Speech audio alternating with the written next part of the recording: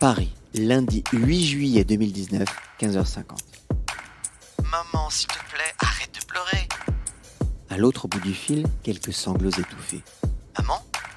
Toujours pas de réponse. Chaque minute écoulée rend ce silence un peu plus lourd à supporter pour Arthur. Le doute s'installe. Tu viens de faire le pire choix de ta vie. Ces quelques mots ébranlent toutes les belles certitudes qu'il avait avant de passer ce coup de téléphone. Refuser un poste à 8 000 € net par mois? Mais tu es complètement fou. Au contraire, c'est une bonne nouvelle. Je me sens libéré, tu peux pas savoir. J'ai l'impression d'avoir enfin pris le contrôle et que tout est possible. C'est un nouveau départ pour moi. Tant que cette décision te rend heureux, murmure-t-elle, sa voix trahit encore ses doutes. Quand Arthur Aubeuf raccroche le téléphone, il pousse un profond soupir de soulagement. Annoncer sa décision à sa mère a été plus difficile que prévu. En un instant, il est passé de Arthur dans le top 10 d'une boîte qui vaut des centaines de millions à Arthur dans son canapé qui a tout plaqué. Je vous raconte aujourd'hui l'histoire d'Arthur Aubeuf, jeune entrepreneur qui, après 9 ans de succès, décide de tout plaquer pour insuffler un nouveau sens à sa vie. Mais dire non n'est pas suffisant pour changer le monde. Encore faut-il accepter de changer son point de vue sur celui-ci et sur les gens autour de soi. Bienvenue dans l'histoire de la transformation du fondateur de Time for the Planet. Une histoire d'Oriane Durour et d'Arthur Aubeuf, librement adaptée pour l'apprenti. Time for the Planet est d'abord paru sur Rocambole, la première plateforme de lecture en streaming 100% originale pour lire des séries. Bienvenue sur l'apprenti. L'apprenti, c'est quoi? C'est le podcast où je vous raconte des histoires d'entrepreneurs et d'entreprises qui nous inspirent, qui vous inspirent. Ces histoires, c'est moi qui vous les raconte, simplement, sans phare, avec tous les détails. Rien ne vous échappera. Je m'appelle Laurent Broa, je suis moi-même entrepreneur, j'ai créé et revendu ma boîte en 10 ans. Et c'est toute une histoire.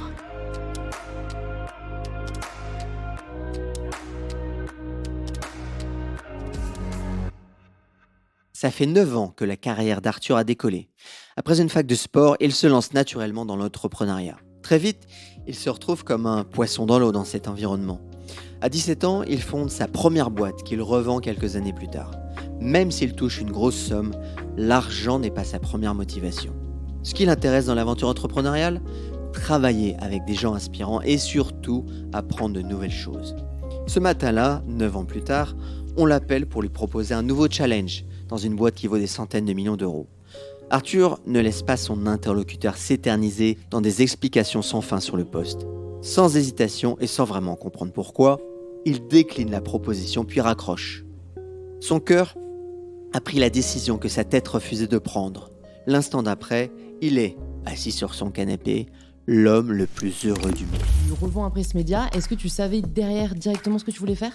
Non, je savais pas du tout. Ok. Non, vraiment, je me rappelle quand j'ai refusé Thriller, je me suis posé dans mon canapé et j'étais vraiment Arthur qui venait de refuser un putain de chèque. Mais par contre, je me rappelle être hyper satisfait parce que je me suis dit, putain, ça y est, là, t'es Arthur. T'es vraiment Arthur.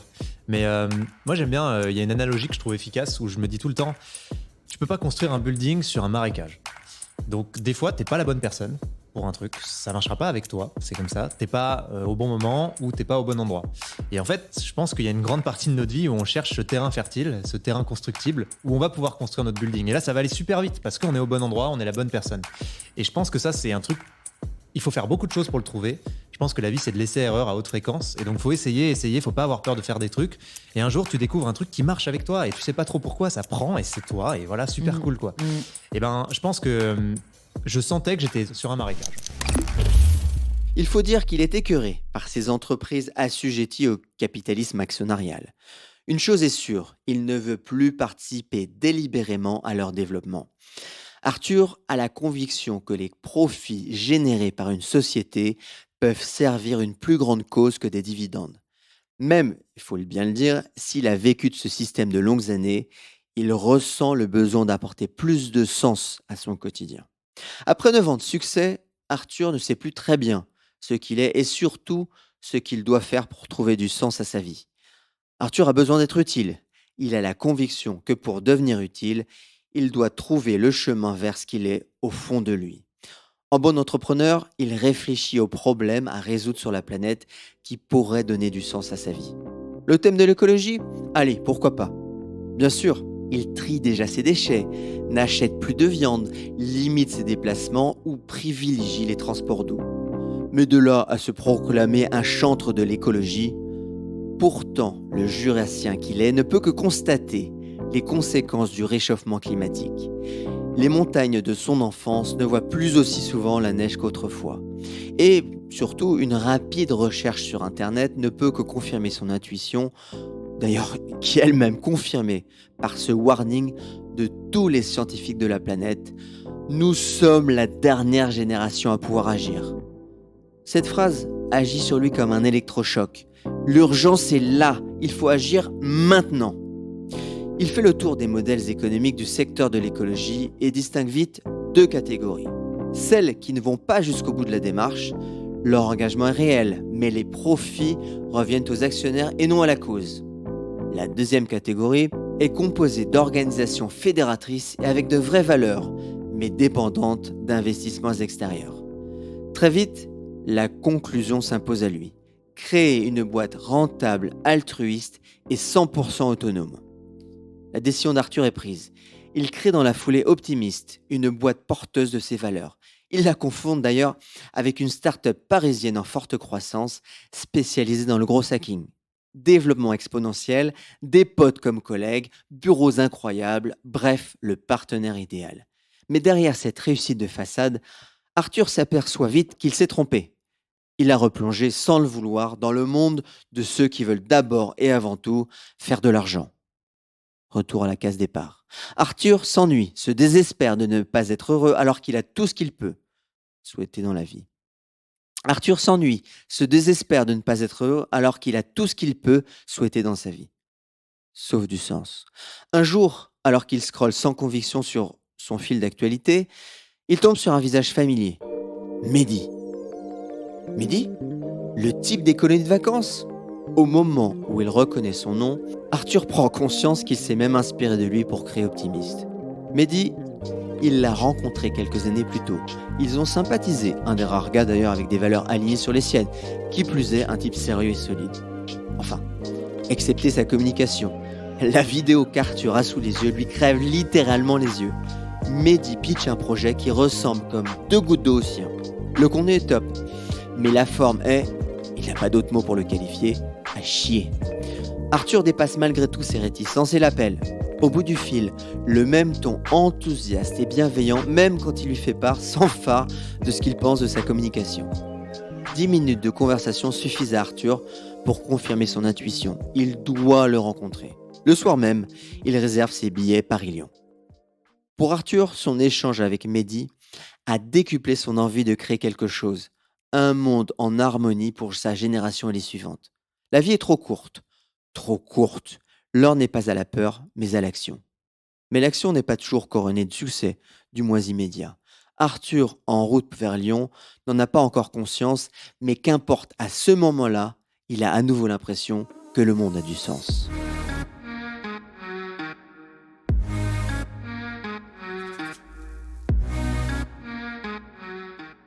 Il reconnaît Mehdi, attablé en terrasse, entouré comme prévu. Ce dernier lui présente Laurent et Nicolas, et après quelques banalités d'usage, les trois hommes lui pitchent leur projet Time for the Planet. Collecter 1 milliard d'euros et créer 100 entreprises, chacune d'entre elles avec une mission propre dirigée vers la limitation des émissions de gaz à effet de serre. L'alignement avec le projet d'Arthur apparaît miraculeusement. C'est la traduction même de ce qu'il souhaite faire. Créer une boîte rentable, altruiste et 100% autonome. Plus l'échange se poursuit, plus Arthur a du mal à cacher son excitation. Il pense tout ce que Mehdi et ses collègues pensent et inversement. Au bout d'une heure, Arthur est non seulement convaincu de leur sincérité, mais aussi de leur sérieux. En face, les trois hommes ne sont pas en reste et la discussion prend vite des allures d'entretien d'embauche pour Arthur.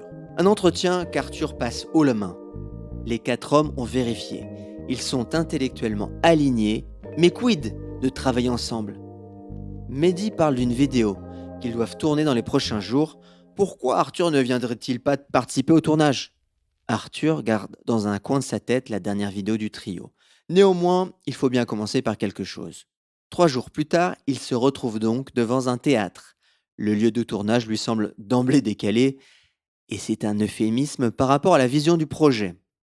À l'intérieur, il retrouve Mehdi et ses collègues en train de régler laborieusement un appareil photo emprunté pour l'occasion. L'objectif est tourné vers l'estrade où doit se dérouler la vidéo. Arthur déglutit difficilement. La scène lui apparaît ringarde et pathétique à la fois. Il respire et commence à suggérer de changer le cadre. Et pourquoi pas quelque chose de plus minimaliste? Devant le mur par exemple, avec la plante en arrière-plan? Sa proposition acceptée, les 3 Lyonnais commencent à débattre du contenu de la vidéo en plein tournage. Chaque nouvelle proposition prend place à côté de la précédente, sans aucun tri.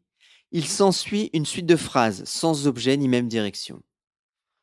Arthur s'exaspère dans son coin devant ce manque de professionnalisme. Il tente en vain de garder une attitude neutre. Lorsque Laurent annonce qu'ils ont oublié d'appuyer sur le bouton record et que tout est à refaire, Arthur ne tient plus, il explose. Écœuré par tant d'amateurisme, il claque la porte du théâtre. Ça ne fonctionnera pas, ces mecs ne savent même pas ce qu'ils font. Il est furieux contre eux et surtout contre lui-même. Comment a-t-il pu s'emballer à ce point? Une chose est sûre, il est hors de question qu'il travaille avec ses bras cassés.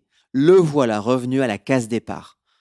Arthur l'ignore pourtant, mais il vient de faire le premier pas d'une nouvelle aventure.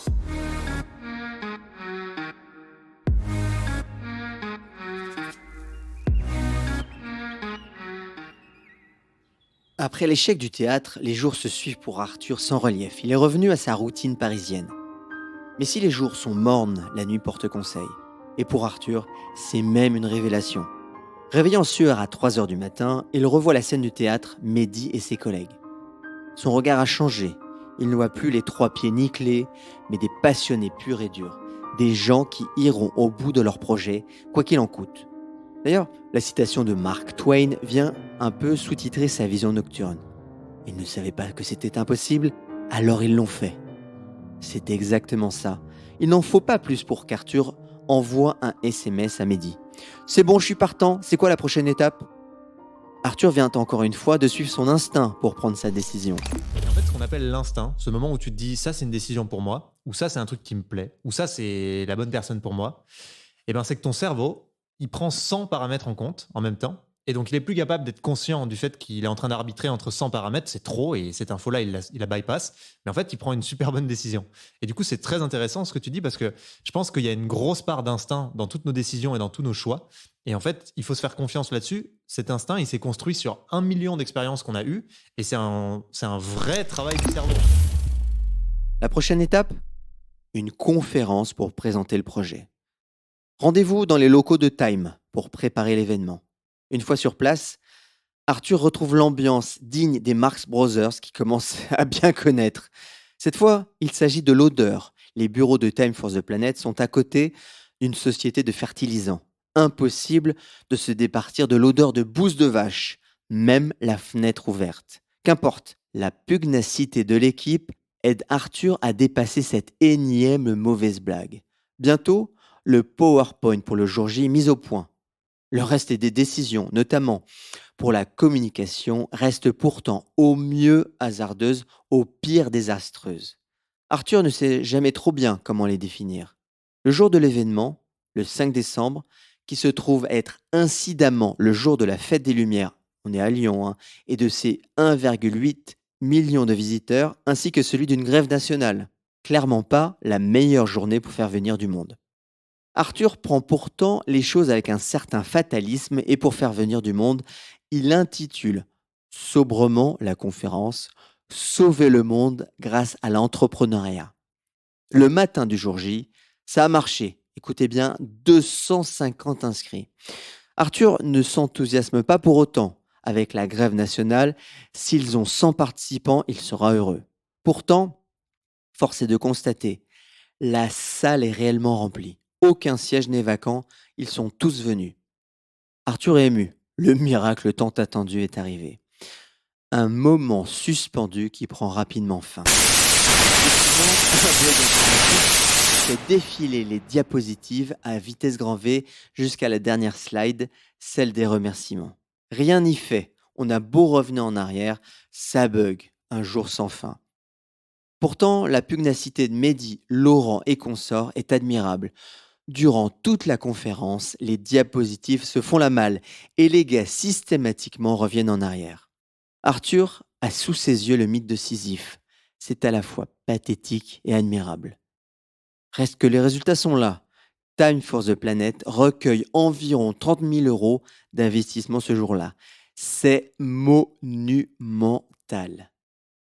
Arthur a compris, malgré tous les bugs et les ratés, le destin a mis sur sa route des mecs incroyables, des associés. Time for the Planet est sur les rails, mais Arthur et ses associés tiendront-ils le coup au prochain coup du destin ?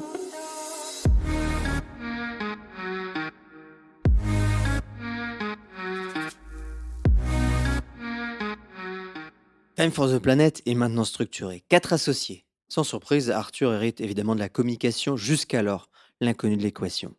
Du coup, la présentation de Time for the Planet prend brutalement un nouveau tournant. Et donc c'est ça le démarrage de Time, c'est est-ce que l'entreprise, c'est pas l'outil finalement le plus incroyable parce que ça transforme nos modes de vie à très grande échelle par définition pour qu'on puisse avoir une vraie action à notre échelle, nous citoyens, mais qui ait de l'impact au niveau mondial. Il lance, Arthur, la chaîne YouTube de la société et les chiffres de la première vidéo se révèlent vite encourageants jusqu'à même atteindre les 350 000 vues. Mais moins que ces chiffres-là, c'est ceux des investissements qui donnent très vite le tournis. Des dizaines de milliers d'euros commencent à arriver. Et les choses aussi commencent à devenir concrètes. Trop tôt, trop vite. Time for the Planet est une SAS, donc une structure limitée par essence, à 150 associés maximum. Arthur est confiant, il reste de la marge. Mais le sourire figé de Mehdi dit pourtant tout le contraire. Ils ont déjà 200 associés. Pas de choix, il faut restructurer. Arthur est effondré. À peine Time for the Planet à flot, il faut déjà tout refaire. Quelques mois auparavant, il aurait fui en courant, mais là, il a confiance en l'équipe. Les bras cassés sont devenus des bras armés. Laurent, Nicolas et Mehdi ne lâchent plus leur téléphone. Leur mission ? Contacter un maximum d'avocats pour trouver la forme juridique adaptée à leur croissance. Pour Arthur, il va falloir se mettre un sacré coup de pied au cul. Et là-dessus, il est 100% aligné avec ses associés. Dès le mois de mars, Time for the Planet obtient le statut juridique de SCA, une grande victoire pour l'entreprise et toute l'équipe. Le même mois pourtant, des investissements tombent à 4 000 euros. Mais loin d'être une catastrophe pour Arthur, ce chiffre agit sur lui comme un défi. Après une discussion avec Mehdi, lui et les autres associés décident d'activer le mode machine de guerre. Redoubler d'efforts et continuer de structurer l'activité. Avec de tels objectifs et une telle équipe, Arthur se sent comme un poisson dans l'eau. À Mehdi, le site web et le commercial, Laurent pour les aspects back-office, Nicolas pour la com interne et la communauté, et évidemment Arthur pour continuer de diriger la communication. 2 nouveaux associés prennent place, Denis pour la stratégie de l'innovation et Colline pour les relations presse. Arthur est ravi. Il y a encore quelques mois, il rêvait d'une équipe de choc et le voilà donc exaucé. Chaque jour, le projet gagne en fluidité et en efficacité. Les chiffres parlent eux-mêmes d'ailleurs. Au mois de juin, Time for the Planet récolte 100 000 euros, soit 25 fois le résultat de mars. En février 2021, Time for the Planet affiche 520 000 euros levés, et ce, malgré la crise du Covid. Une nouvelle chance pour la planète et l'envie pour Arthur de se lever le matin désormais.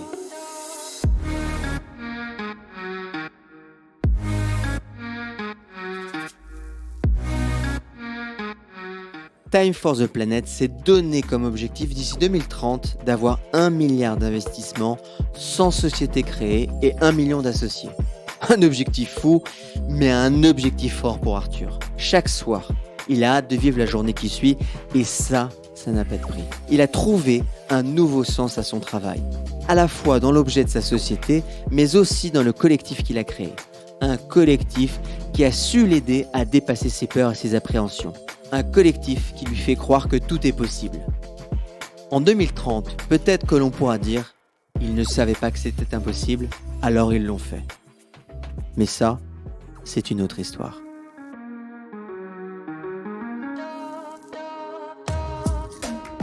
Merci.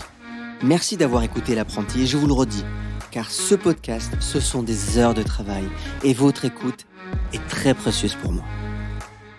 Je ne pourrais continuer ce travail de fond sans votre aide. Si vous pouvez laisser un commentaire ou même 5 étoiles, je vous en serai très reconnaissant.